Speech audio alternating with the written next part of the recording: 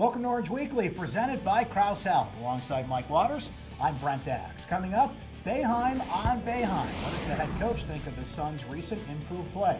We'll hear from the Orange head coach in Syracuse Soundbites. Plus, Miami and Virginia Tech up ahead as a busy stretch begins for Syracuse. And one last home game before three straight on the road.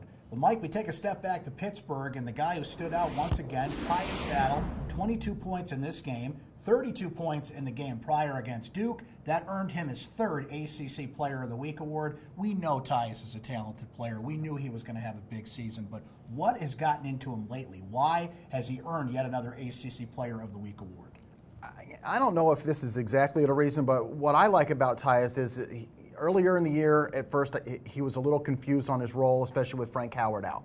He tried to be a point guard. Frank came back, and I think it took him a little bit to get back into that scorer's role and what he was going to do off the ball. Then he was relying too much on the three-point shot.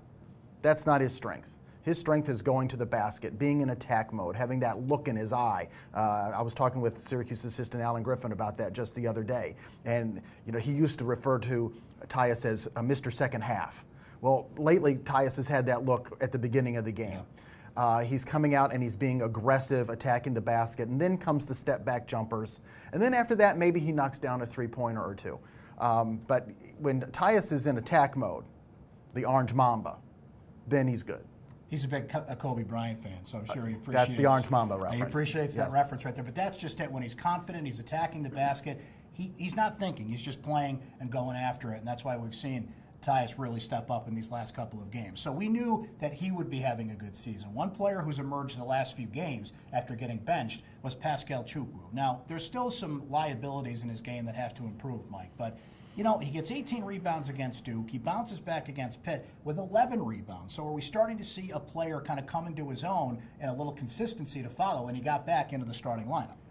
I think so, because he's playing aggressive, and that's what they were looking for when they benched him, because they know they're not getting a whole lot of offense out of Pascal, but they need him to be aggressive and active on defense and active underneath the boards. So the 18 rebounds against Duke was out of this world. The 11 rebounds against Pitt, I think, is something to shoot for every game. And his 11 rebounds against Pittsburgh were vital because they got out-rebounded by Pitt. Pitt had 17 second-chance points. I think Syracuse only had a couple. So it was a bad day on the boards.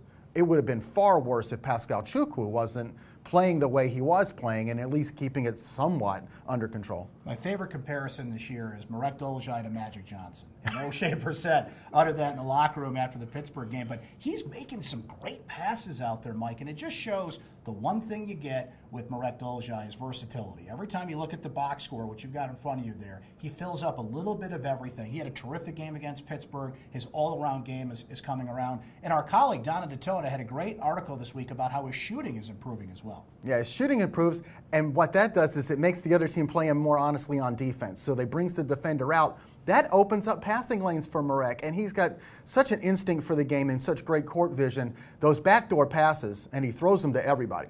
If O'Shea, Elijah Hughes, Tyus Battle, they cut backdoor on that baseline, Marek's going to find them. What I find interesting about Marek is over like the last 5 ACC games, for the year, he's 4th on the team in assists. In the ACC games, he's 2nd. That's pretty good. Only Frank Howard, the point guard, has more assists than Marek in ACC play. You'll certainly take it if you're Syracuse, as that offense slowly but surely continues to improve. One reason the offense was a lot better against Pittsburgh was Buddy Boeheim was connecting from the outside. Let's hear from his dad, Syracuse head coach Jim Boeheim, in Syracuse Soundbites.